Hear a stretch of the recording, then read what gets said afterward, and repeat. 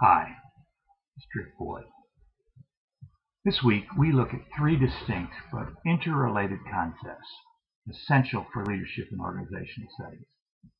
Any one of these concepts could be the focus of an entire semester course, so at best what we can do in this week is to make you aware of some important aspects of organizational life that often impact the leader's ability to function, but which many leaders are almost entirely unaware of.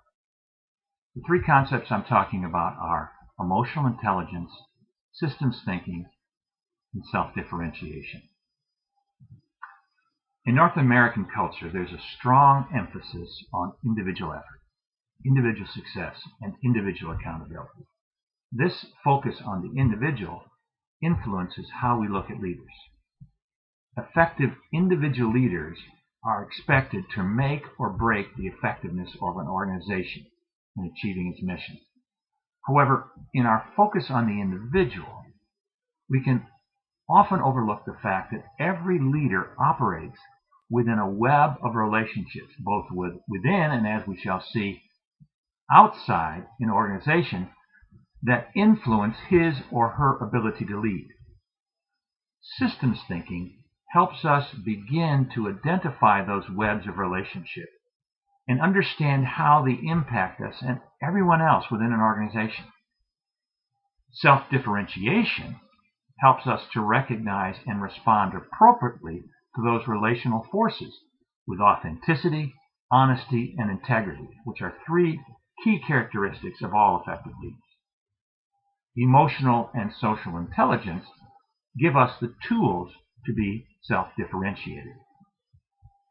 Now, the other thing that these three concepts give us is the ability to discern the true roots and causes of problems that we face in organizations. Very often in organizations, the presenting problem is not the real problem.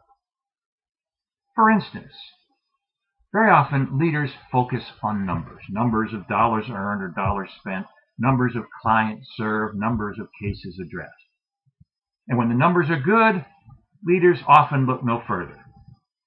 But when the numbers aren't at an acceptable level, they often start pushing and blaming people.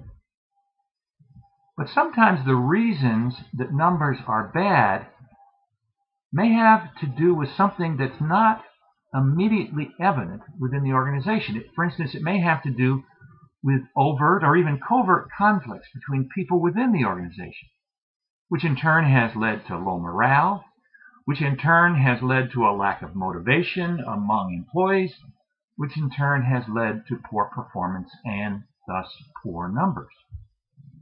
To simply focus on the numbers without discerning the deeper causes behind the numbers is to miss the real issues within an organization. To see those deeper issues, one needs to be able to think systemically. And to help an organization work through those issues, one needs to respond in a self-differentiated and emotionally intelligent way. Now you may be wondering, what in the world is he talking about?